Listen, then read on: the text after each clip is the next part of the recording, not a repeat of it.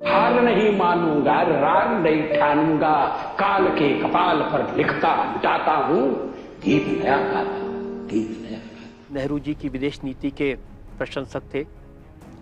इंदिरा गांधी को आपने दुर्गा कहा था।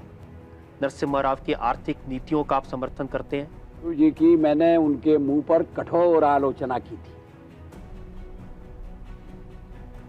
मैंने एक बार नेहरू जी से कहा था कि आपका व्यक्तित्व विभाजित व्यक्तित्व है, इसमें चर्चिल भी और चैम्बरलेन भी है। ऐसा नहीं है कि नेहरू जी से मतभेद नहीं थे, और मतभेद चर्चा में गंभीर रूप से उभर कर सामने आते थे।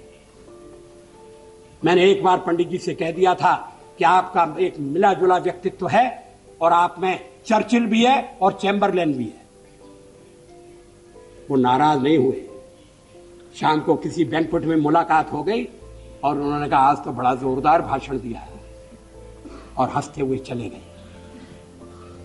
आजकल ऐसी आलोचना करना दुश्मनी को दावत देना। मैं नेहरू जी की गुटनिरपेक्ष नीति का समर्थक था, वो नेहरू जी की नीति नहीं थी। और ये बात भी मैंने उनके ही सामने कही थी कि अगर देश का प्रधानमंत्री जवाहरलाल नेहरू न होता, अगर और कोई प्रधानमंत्री होता, तो वो भी देश की आजादी के बाद दोनों शक्ति गुटों से अलग रहने की नीति पर चलता। पंडित नेहरू को बिठा दिया गया।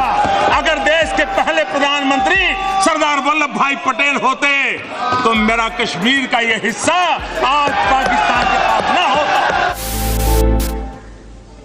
50 साल में हमने प्रगति की है, इससे कोई इनकार नहीं कर सकता। और पुरानी सरकार की नीतियों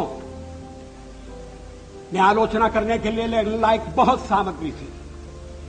हर जगह मैंने ये कहा कि मैं उन लोगों में से नहीं हूं जो 50 वर्ष की उपलब्धियों पर पानी फेर दे। ऐसा करना देश के पुरुषार्थ पर पानी फेरना होगा। 70 साल के बाद एक दिन ऐसा नहीं जाता है कि आपके उस पाप की सजा 125 करोड़ हिंदुस्तानी न भुगत। कांग्रेस के मित्र शायद भरोसा नहीं करेंगे। साउथ ब्लॉक में नेहरू जी का एक चित्र लगा रहता था। मैं आते जाते देखता था। नेहरू जी के साथ सदन में नोक झोंक भी हुआ करती थी। मैं आगे बढ़ा और जब मैं विदेश मंत्री बन गया तो एक दिन मैंने देखा कि गलियारे में टंगा हुआ नेहरू जी का फोटो गायब है। मैंने कहा ये चित्र कहां गया? कोई उत्तर नहीं दिया। वो चित्र वहां फिर से लगा दिया गया। क्या एक राष्ट्र के नाते हम मिलकर काम नहीं कर सकते?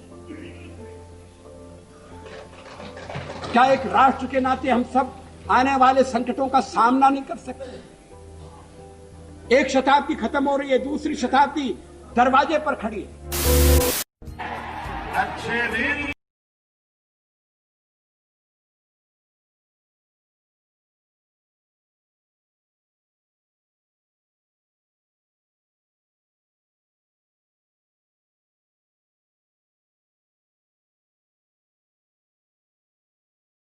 गोधरा का दाग उनके चेहरे से धुलेगा नहीं।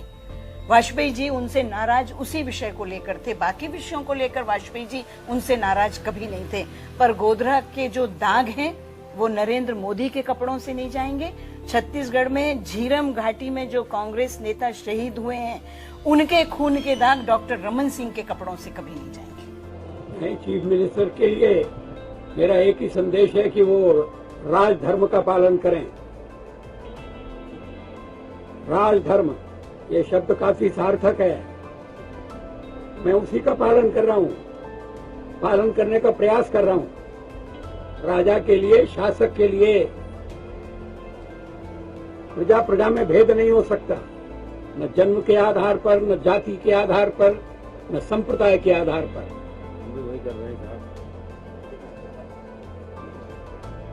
मुझे विश्वास है कि नरेंद्र भाई यही कर रहे हैं।